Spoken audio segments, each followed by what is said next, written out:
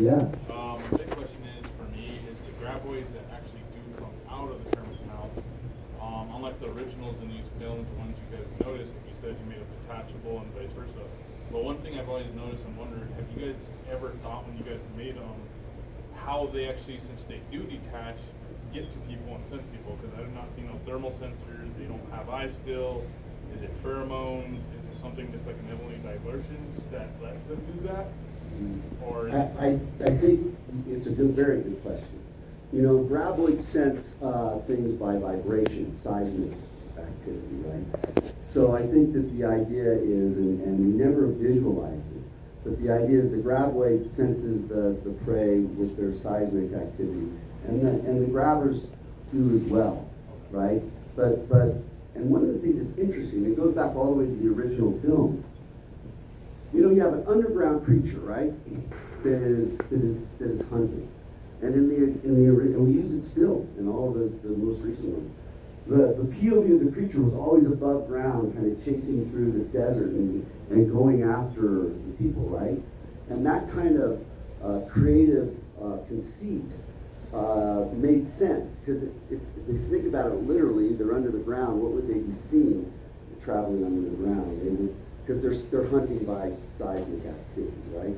So I chose, when the grabbers detach, to not try to visualize that, because they're part of the graboid, and they don't have eyes, and I didn't want to do that same kind of thing with them, because it was always a trademark signature moment when the graboid was coming at someone. It's that low angle going across the ground, chasing people.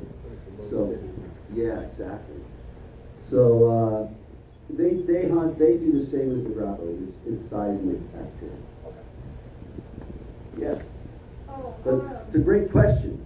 And now, if we do a number 8, and we do have the grabbers do that, I'll think about how I can visualize that. My thought was just that with the grabbers and the articulation, they seem much longer to me. I don't know if anyone else felt that way, but like they may not be able to detach, but they try to make them appear longer, I guess, than like the original. Longer, and the grabbers were bigger. Yeah. They were a much bigger grabber. So I thought, because we created in Tremors 5, we created several of the grabbers, and they were about 6 foot, 7 foot tall. And we blew a bunch of them up in that stuff. We sprayed them everywhere. And these, we didn't create any new grabbers. These were all just CGI. And the creature was bigger, so we made the grabbers that come out of the bigger. Yeah. So Is that Cubs hat you have on? Yes. Go Cubbies. Well, Mike will be very happy. Yeah. So when the graboid is in the cage, like a shipping container, Yeah. when the tendrils are not shown, is that practical or still CGI when it's just the worm itself? Say that one more time so I fully understand. So how certain shots of the graboid shows its mouth open without the tendrils, is that still CGI or is that like more practical? No, all the creature when he's trapped in the container, that's a practical creature. But all the grabbers that come out of the creature's throat are CGI. Okay. So it was a combination of both. You know, there was such an appetite for the animatronic creature. A huge appetite, you know. You guys go online and you write what you think, and you say, hey, why aren't you doing a creature? Hey, why aren't you doing this? Hey, man, come on, let's go back to what made the first one great. And we read it, and we hear it, and we listen to it, and we try our best to give you guys the things that you miss. And on this one, I said, okay, well, we've got to get back. Let's give them the puppeted creature again. So on the budget that we had, we were able to build just the head, which is what you see at the end in the container with the creature, right? Where Jamie goes inside, he gets the fluid from its mouth. So we were able to build just the head and the inside of the graboid's mouth, where he goes into and gets the stuff out of the gland. So I thought to the audience, okay, we're not going to give them a total movie filled with animatronics, but we can give them a part of it. So that's what we were able to do in this one. We tried to satisfy you guys in the audience that missed that and combine it with our visual effects. So that's what we do. Any other questions? Yeah. Why did you choose to go to the Arctic? What was the impetus behind the idea? Well, you know, when you're in Tremors 6 and 5 and 8 and 9, it's like any movie, right? You try to make it a new adventure and give it something, a different look, a different energy. You know, the first 4 movies are pretty much kind of deserty movies, right? I mean, and there's that kind of desert look. And then in Tremors 5, we had that same kind of deserty look. Even though we went to South Africa, we had the same kind of feel, right? So there was a lot of discussion about how do we make it, give it a different look, take it to a different environment, so that there's something else visually that the audience can, you know, enjoy. And the idea of the Arctic seemed interesting to the development team at Universal, and it became kind of a signature, because after that, as you know, if you guys stick around with me for another round of this, which I hope you all do, I'll be here, sitting here with you. You know, the next one we take to the jungle. So the idea was to try to transport it and open it up and give it a different look and a different feel. So what you're saying is space is on the menu. Yeah. I'm just being funny. I've had it pitched to me. I call it Tremors because it's just right there. On the moon. I want to say something about also the Arctic. Yeah. We did like the idea that what we do as humans affects the Earth, as we know, and there can be consequences. Yes. And what's a worse consequence than opening a graboid highway from the Arctic down to eat us all? Yes. So that was also kind of It's a very practical idea, because it could be very well made. We don't know what's in there. It's possible, right? Yeah. We were kind of like, this is not impossible. I don't know if space is an option. I'm a big fan of horror films, and I wasn't crazy when Jason went to space. I'm not sure if I'll be the director that takes it to space. Aww. Maybe Mars might be cool. Maybe Elon Musk can be in it and we'll eat him. Oh. Yes!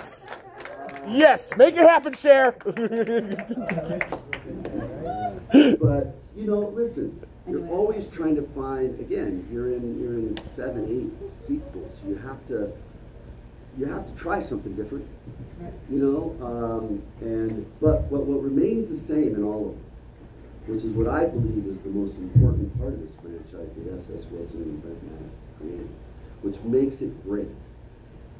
You know, we can talk about the worms and all that, but what makes it great is you have all these people in perfection of that living on the fringes of the world that are these oddballs and quirky people that all come together as a family to defend their homes, their market, their land, their lives against a creature. And it's that quirky group of people that is, I think, why you guys all show up.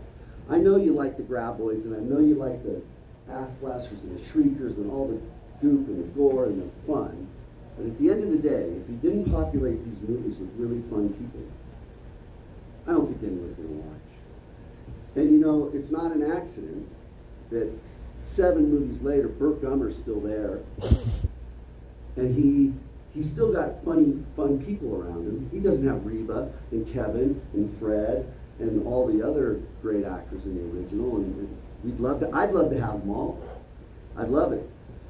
But he has other people around him. So it's always a family of people, small family defending themselves and their perfection. And perfection's anywhere. Perfection's Nevada, it's Thailand, it's South Africa, it's Santa Fe, New Mexico, it's Iowa. It's wherever you come from is your perfection. So it's just about defending your family. So I like think you, that's what man. makes Sorry. Like, I like you. That's a great description. No, that's like you nailed it right on the head. Bravo. That's what the movie is.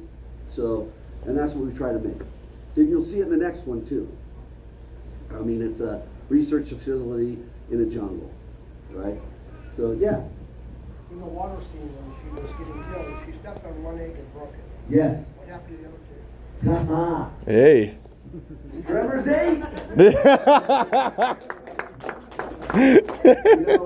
In one of the drafts of the script, I don't remember in Tremors 7, they went into, I went to Thailand, which was a great experience, thank you, Sheriff.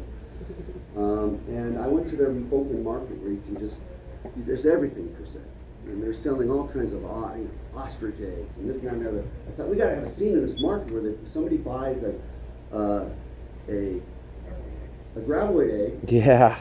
And illegally goes and gestates it. We took the scene out and it never got shot. Oh. But the point is, where are those other 2 eggs? I don't know, but hold on a minute, man. Give it a couple of years and you might see where those other 2 eggs are. DARPA got them. They went back for them. Or there might have been 7, so good eye, man. It's, and you know, I think that all that really represents, I think, like anything in life, right? You do it in Tremors 5 as well. You know, mothers protect their eggs, right? They protect their young, they protect their eggs. And what that was used as a device was, you know, the young woman who's been a scientist in majoring all the water, she steps back, she breaks an egg, and that triggers the mother to attack. So that was a triggering device, you know, because we're always trying to figure out, okay, yeah, the graboids attack, we know they're tough, we know they're predators. But, you know, you try to do it a little different, give it a little, some detail that maybe separates it a little. So, maybe we'll answer your question what those other 2 eggs are. I hope. Yeah. You want to do the next one? Yes! That's my boy! Yeah, I'd love to put you in the next movie. We have, I don't know when the next movie will be made. I hope it will be made. Unfortunately, Universal 1440 has, you know, it's closed down. it's closed now. So, Well, you said the budget was, what, 3.5 million? well, this was about 4 million. It was a little bit more than the previous one. GoFundMe. So, we were able to make this one for a little bit more, and then the last one was about the same. So they're all in the, let's just say they're all right around $4 million in terms of the budget. Yeah. I think I saw it right. This is filmed in the desert to make it look like there's an Arctic. It was a sand dune. It's called Atlantis Dunes in Cape Town, South Africa. And I've gotten a lot of grief over that. I hear every one of you online telling me what an idiot movie was. Well, what if it had been shot in Bulgaria? Well, How would that have changed the story or the actors who were in it? I can only imagine if I were like actually being cold like that. In real snow? well, I've shot, I think, 10 movies in Bulgaria, and I've shot 3 snow movies there. Oh. So Bulgarians are very adept at filming in snow. That's not a problem at all. And the places to shoot are abundant there when it's the snow portion of the film. So we could have done it. The problem is, if I'm being 100% honest, you know, we didn't have the time or money to shoot a portion of it in Bulgaria or a portion of it here. And if we just shot it all in Bulgaria, and I've done this with actors, it's very difficult to shoot minus 20 weather in snow Pyrenees. And I've done it, like I said, 3 times. And actors are miserable and they're unhappy. And it comes right down to I'm thinking to myself, okay, how do I, you know, Michael, who's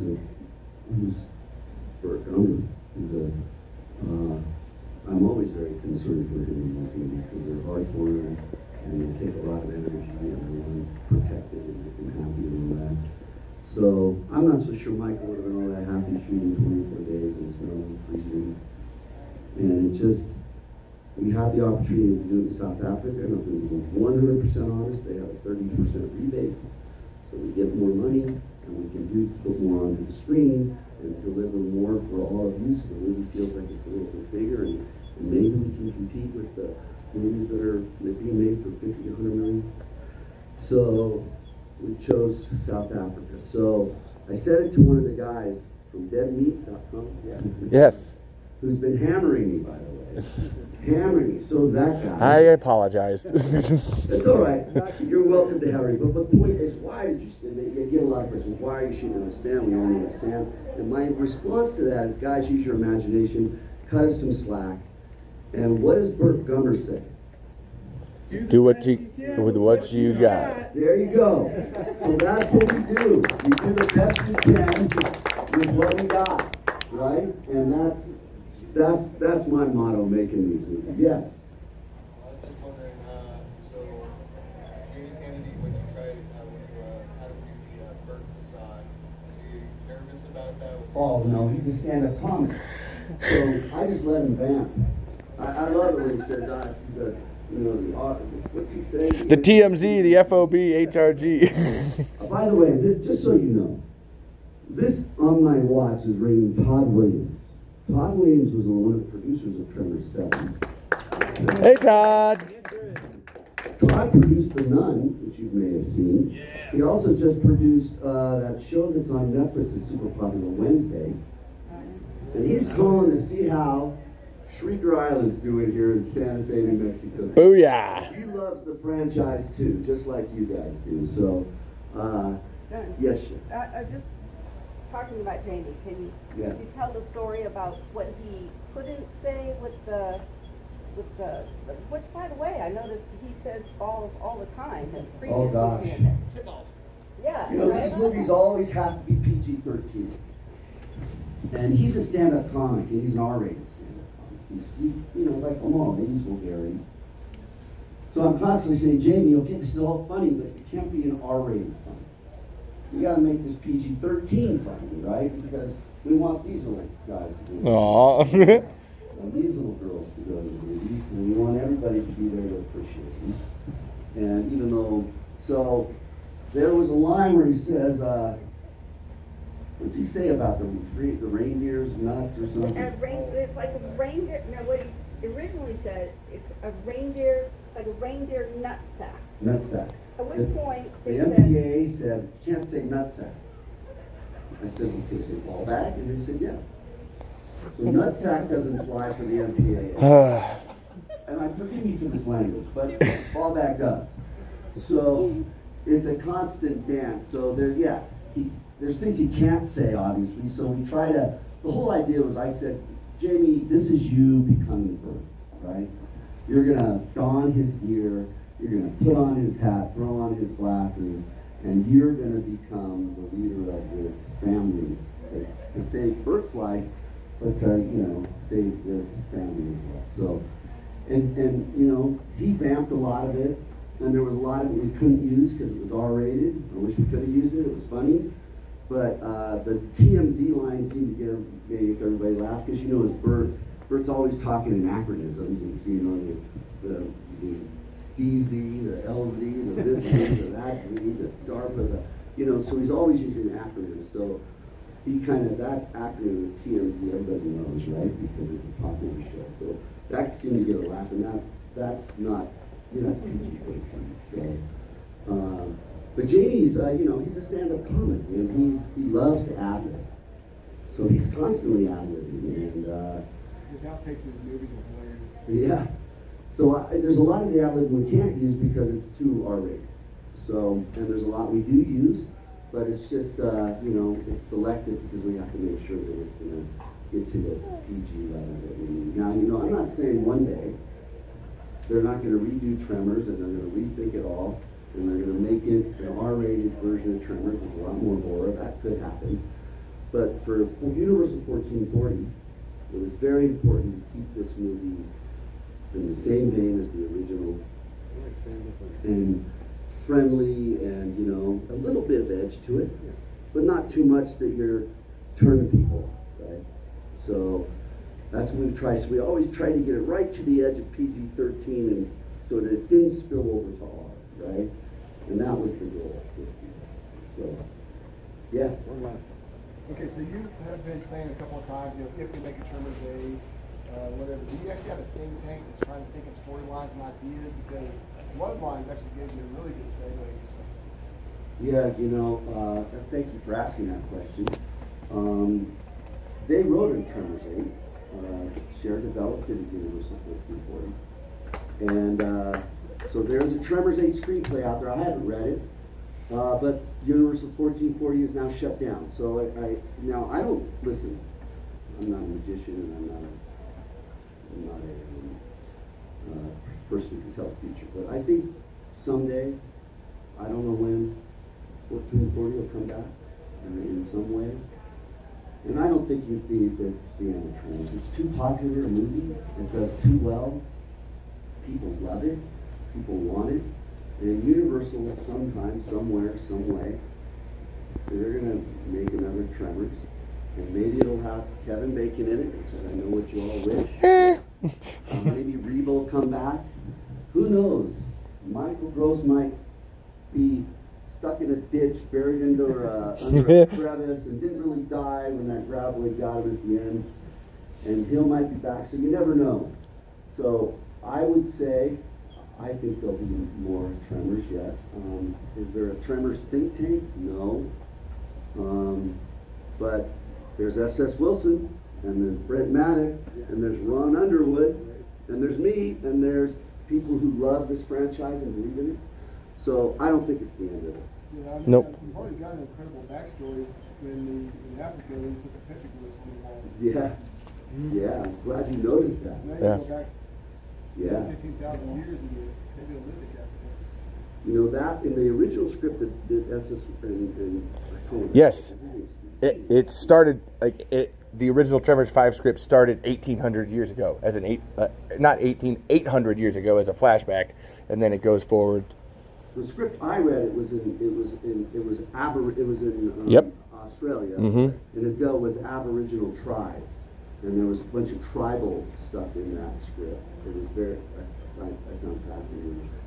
But that particular scene in Tremors 5 where they're going around, I wanted to go where the graboids were. We've never really been underground in any of the Tremors movies. And I liked the idea of going into a cave, going underground into where they might exist. So that's how that scene was born.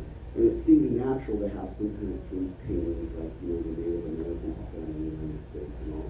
And the cave paintings all over the various parts of the world. So that's how that was born. Yeah. Is this your dad? Is that your sister?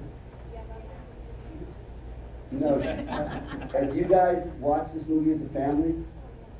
Oh, that's great. That's awesome. How long have you been watching it? And how old are you now? Oh man. Did you say your sister's mean? You know what? My son here, see this little guy? He's 17. He's got a twin sister. And his twin sister says he's mean. Oh gosh.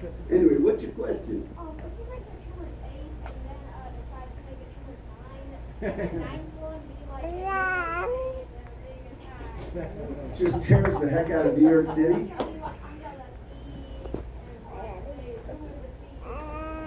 So you want to do Tremors 8, and we don't know what that is, but let's jump ahead to 10 Tremors 9 New York City. His name is Titan, so he automatically is drawn to Godzilla and stuff like that. Ah, those are great movies. You know what? I think that the graboid has ever been as great a monster as Godzilla or Kong. Well, why don't we just do this? Why don't they make Kong versus Godzilla versus graboid? Yes. Do it. That'd be a cool one. Put Mothra in there too. Yeah. We'll throw them all in there. And that's after we get Bert in the Expendables or in a Marvel movie, right? Bert's in a giant mecha suit.